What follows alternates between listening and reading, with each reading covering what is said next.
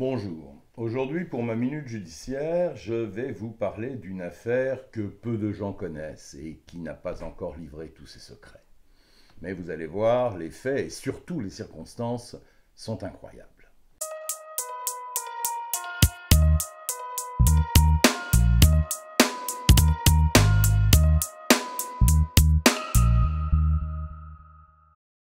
Mercredi 20 décembre dernier, les pompiers sont appelés pour intervenir sur un début d'incendie dans une maison située à Gondresange, près de Sarrebourg. Le feu n'a pas eu le temps de ravager les lieux, les pompiers ont été plus rapides. C'est dans une des pièces du premier étage, dans un vaste espace qui servait autrefois de fumoir à jambon, que les pompiers ont découvert une malle en métal. Ils l'ouvrent par précaution et à l'intérieur, un corps démembré en état de décomposition très avancée.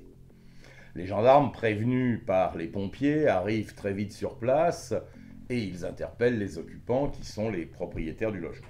C'est un couple, Madeleine, 35 ans, et Dominique, 49. Ils ont 2 enfants âgés de 13 et 9 ans. En garde à vue, Dominique ne s'explique pas sur la présence ni sur l'identité du mort. En revanche, il disculpe son épouse. Ils seront, malgré tout, tous les deux mis en examen pour meurtre et recel de cadavre et placés en détention. Elle sera finalement remise en liberté le 11 janvier. Preuve que, selon la lecture du juge d'instruction, elle n'a rien à voir dans cette dramatique histoire. Il ne s'agit donc pas d'un couple de tueurs. Ils sont tous les deux originaires des Vosges, inconnus des services de police et de justice.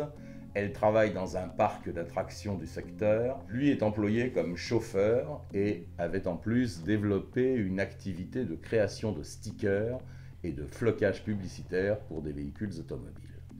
2 caractères très différents. Elle est aussi souriante que lui est renfermée, réservée. Ils sont ensemble depuis 17 ans. Un couple qui n'a pas d'amis, mais pas non plus d'ennemis. Ils ne fréquentaient pratiquement pas leurs voisins. L'origine du feu, c'est une bougie, selon toute vraisemblance, une bougie qui était là sans doute pour masquer les odeurs du cadavre. Sachant que la pièce où était entreposée la malle et son sinistre contenu se trouvait sur le même palier, soit à proximité des chambres de la famille. Madeleine et ses enfants se plaignaient régulièrement des odeurs depuis un moment.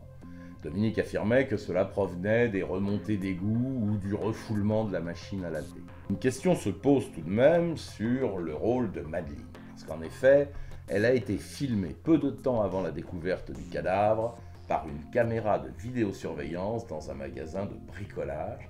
Elle était en train d'acheter des bâches, une corde et des blouses blanches, pendant que Dominique l'attendait dans sa voiture sur le parking du magasin. Et c'est à cause de ces images que les enquêteurs ont estimé qu'elle pouvait être la complice de son compagnon. Depuis un moment, Dominique s'appliquait à allumer des bougies jour et nuit pour tenter de masquer les odeurs qui devenaient de plus en plus dérangeantes. Une question subsiste, et pas des moindres: qui est l'homme retrouvé mort, démembré dans cette malle en fer? L'enquête a évacué plusieurs pistes, notamment celle d'un amant, celle d'un quelconque trafic de stupéfiants. Une hypothèse chemine dans l'esprit des gendarmes en charge de ce dossier. Dominique possède un petit terrain sur les bords d'un étang qui est situé à une vingtaine de kilomètres de Gondresange. Pour l'instant, Dominique, qui ne s'explique pas sur les faits, aurait pu avoir une altercation avec un marginal qui traînait dans ce secteur et dont on a perdu la trace depuis quelque temps. Une autre source évoque un SDF roumain.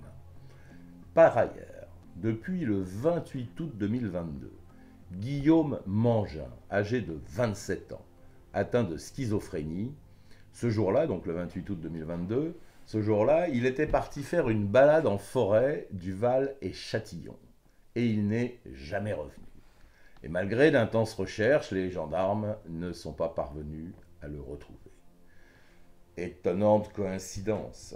L'autopsie peine à dater la mort de l'inconnu de la malle, une mort ancienne selon toute vraisemblance. On sait juste que la victime aurait entre 25 et 35 ans. Depuis 16 mois, les parents de Guillaume Mangin cherchent à savoir, à comprendre ce qui a pu arriver à leur fils. Inutile de dire que les enquêteurs de la gendarmerie se sont penchés, et se penchent toujours d'ailleurs, sur ces deux hypothèses. Aux dernières nouvelles, et selon l'avocat de Dominique, ce dernier serait prêt à s'expliquer devant le juge d'instruction. Nous en saurons peut-être un peu plus sur cette très mystérieuse affaire criminelle.